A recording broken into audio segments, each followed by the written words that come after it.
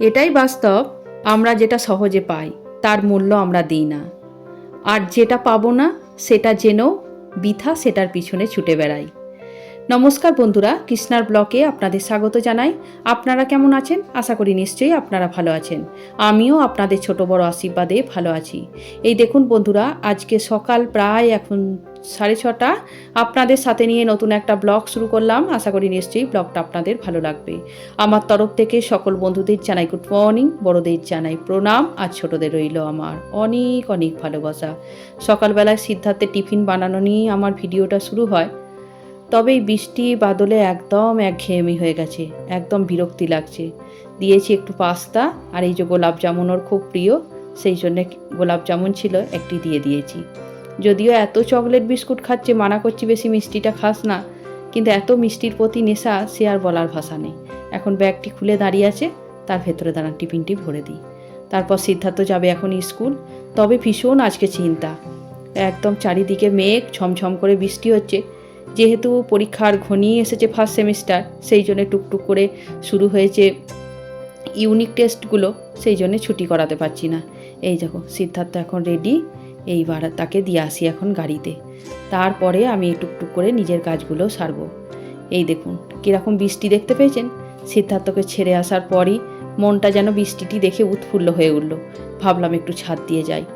সকালবেলা উঠে নিয়ে স্নান টান করে নিই, তারপর আর এই বৃষ্টি ভেজার আর সময় হয় না। সেই জন্য ভাবলাম আজকে একটুখানি বৃষ্টিতে ভিজে তারপর স্নান করতে যাব। তারপর পুজো নাস্তা সব কিছু টুকটুক করে সারাদিন চলবে। এত একঘেয়েমি জীবন হয়ে গেছে যে প্রত্যেক সাংসারিক মানুষরা সারাদিন সকালবেলা উঠে ছেলে পিলে স্বামী রান্না, সেই রান্না প্রতিদিনই ঘুরিয়ে ফিরিয়ে শুধু একটু আলাদা রকম, আর ঘরের মধ্যেই বদ্ধ বেড়ে হয়ে থাকা। বিশেষ করে বৃষ্টির দিনগুলো আপনি না পারবেন কোথাও যেতে, আর না করতে লাগবে ভালো কিছু। চারিদিকে প্যাঁচপ্যাঁচানি, শুধু খালি জল বৃষ্টি, শুধু খালি এই উপভোগ করার জন্য এলাম একটুখানি ছাদে। মোটামুটি ভীষণ ভালো লাগলো জানেন। একটুখানি ঘুরলাম ছাদটার মধ্যে, খুব একটা বেশি বৃষ্টি নয়, তবু যেটুকুই ভিজলাম মনটা ভীষণ খুশি হলো। আমার নিজের মাঝখানে, কাজের মাঝখানে আমি টুকটুক করে চেষ্টা করি একটু করে নিজেকে খুশি রাখার জন্য, ঠিক এইভাবে। এদিকে স্নান টান করে চলে এসেছি পুজো। তবে দেখবেন সকালবেলা পুজো করার পর আমরা সাধারণ হাউস ওয়াইফদের মনটা দেখবেন ভীষণ শান্তি হয়। মনে হয় যেন ঘরে বসে বসে সারাদিনের রান্না খাওয়া দেখা সব কাজের মাঝখানে যখন পুজোটি আপনি করে নেবেন, তখন মনটা দেখবেন সব দিক থেকে একটুখানি সন্তুষ্ট হয়। কি জানি কার কেমন হয়, কিন্তু ম্যাক্সিমাম মনে হয় হয়েই থাকে। আমার কিন্তু ভীষণ শান্তি হয় এই পুজোটি করার পর। যাই হোক, আবার ফিরে এসেছি কিচেনে। তবে কদিন ধরে ভীষণ বৃষ্টিতে আর বাইরে দিয়ে বেরোইনি, সেই জন্যে ঘরে সেরকম কোনো সবজি ছিল না। ওই যে একবার বানিয়েছিলাম যে ময়দা দিয়ে সিমলা মির্চ দিয়ে একটু পনির চিলির মতো, ঠিক সেই রকম ময়দা দিয়ে এখন বানিয়েছি। তবে এর আগের বার আপনারা ভিডিওতে দেখেছিলেন যখন বানিয়ে দিয়েছিল, ভীষণ মজা করে খেয়েছিল সিদ্ধার্থের বাবা। আবার যখন জানতে পারলো যে এটা ময়দা দিয়ে করেছি, তখন বলতে লাগলো এই ময়দা খাওয়া খুব খারাপ, এটা একদম বিষে পরিণত হয়ে গেছে। যাই হোক, যা বলবে বলবে। তবে আজকাল সেরকম কিছু দেবো না, খাবারটি টুক করে পাতে দেবো আর সামনে থেকে সরে যাব। চলুন, মোটামুটি হয়ে গেছে আমার ময়দার চিলি। আর এদিকে জানেন রুটি কটা করিনি, কালকের কটা দেখলাম বাসি রুটি রয়েছে। সকালবেলায় এই টিফিনটা বানাতে একটুখানি টাইম দিয়েছি, সেই জন্য ভাবলাম বাসি রুটিগুলো একটুখানি গা ঘি দিয়ে সেঁকে দিই। সেই এখন 4টে রুটি নিয়ে বসেছি সেঁকতে। একবারই দিয়ে দিই পাতটায়, যতটুকু খাবে খাবে, তারপরে হয়তো 2টি ফেলে রাখবে, সেইটুকু খেয়ে নেবো আমি। এদিকে মোটামুটি রেডি হয়েই গেছে খাবার। আর সিদ্ধার্থকে সকালবেলা যে পাস্তাটুকু দিয়েছিলাম অল্প মিশেছিল, সেইটুকুই এখন পাতে নিয়ে নিয়েছি। আর সব মিলিয়ে একদম সামনেটাই ধরে দিয়েছি। চলুন এবার সামনে থেকে সরে যাই, নিজের মতো করে যা খাবে খাক, তারপর যেটুকু পড়ে থাকবে সেটুকু পরে এসে আমি একটুখানি খাবো। তবে সিদ্ধার্থের বাবা সকালবেলা যাই খাক, সকালবেলা একটুখানি খাবারের সাথে চা চাই। সেই জন্য চাটিকে করে এখন ফ্লাক্সে রেখে দিয়েছি। আমি এখন খাবো একটুখানি চা, আর বাকি খাবারটি খাবো একটুখানি পরে। চলুন, বৃষ্টি মোটামুটি এখন একটুখানি ধরেছে, সেই জন্য বেরিয়ে পড়েছি একটুখানি সবজি নেবো বলে। এখানে দেহাতি মানুষগুলো বসে, সেই জন্যই একটুখানি খোঁজে বেরিয়েছি। ওরাও এই জল বৃষ্টির কারণে অনেক দিন ধরে আসেনি, তো খবর পেলাম আজকে একটুখানি এসে বসেছে। সেই জন্য ভাবলাম যে যাইও আমি কিছু পাই তো নিয়ে আসবো। তবে এই যে এইগুলো দেখতে পাচ্ছেন, এগুলো এদের নিজের গাছের ছোট ছোট বেগুন। তবে মশলা ভরে বেগুনের তরকারি খেতে ভীষণ ভালো লাগে। এখানে রয়েছে বেগুন, লেবু বা পুঁই শাক, পেয়ারা, এরকম নানা রকম রয়েছে। তবে এখান থেকে নিয়েছি বেগুন, আর একটুখানি নিয়েছি পেয়ারা। এখনকার দিনে চারিদিকেই যদি ঠেলাগুলোই তাকায়, চারিদিকে দেখছি সিঙ্গাপুরি কলা আর পিয়ারা একদম মোহমোহ করছে। চলুন, সামনে একটা সবজির ঠেলা পেয়েছি, এই ঠেলায় অনেক রকম সবজি আছে, এখান থেকে কিছুটা সবজি তুলে নেব, তাহলে আর কালকে চিন্তা করতে হবে না। কাল কেন, এখনও হাতে গোনা 2-4 দিন যেন সবজি চিন্তা না করতে হয়। তবে আজকে চিন্তা নেই, আজকে একজন এসে বাড়িতে মাছ দিয়ে গেছে, ভেবেছি সেই মাছটি ঝোল ভাত করব।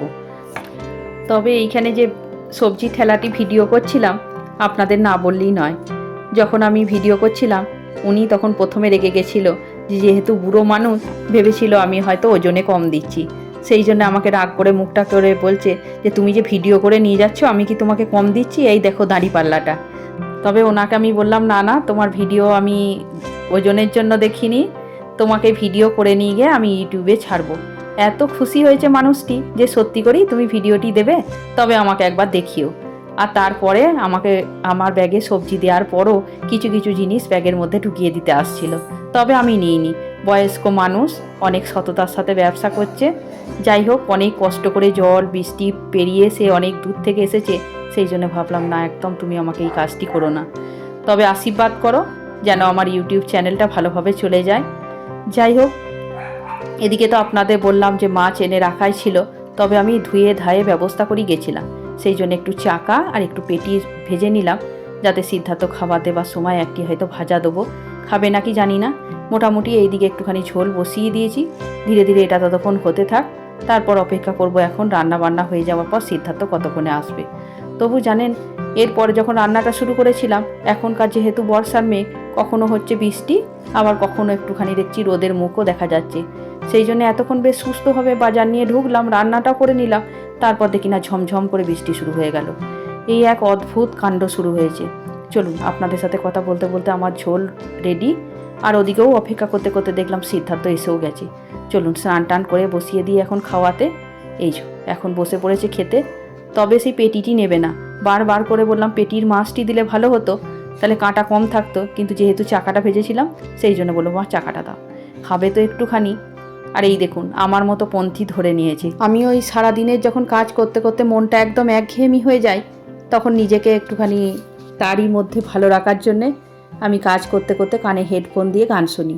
সেই সিদ্ধার্থ আমার মতনই এখন স্কুল থেকে এসে একদম বসে পড়েছে হেডফোনটি নিয়ে, আর ওই যে গান শুনছে, আর আমি টুকটুক করে মাছটি বাছছি আর তার মুখে ঢুকিয়ে দিচ্ছি। চলুন, বসে বসে সিদ্ধার্থের হয়ে গেছে মোটামুটি খাবার, এইবার ওকে আস্তে আস্তে ধীরে ধীরে খাবার খাইয়ে উঠিয়ে দিয়ে তারপরে আমি এখন বসবো নিজে খেতে। চলুন তাহলে আমিও ধীরে ধীরে এবার ওকে খাইয়ে দিয়ে আমিও খেয়ে নিই। আমার ব্লগটা আমি এইখানেই শেষ করছি। আপনারা ভালো থাকবেন, সুস্থ থাকবেন, শীঘ্রই দেখা হবে পরের একটা ব্লগে। আমার যদি ভিডিওটি ভালো লেগে থাকে ছোট্ট করে একটা লাইক করে দেবেন। একটা লাইক আমার পরবর্তী ভিডিও বানাতে আমাকে অনেক অনেক মোটিভেট করবে।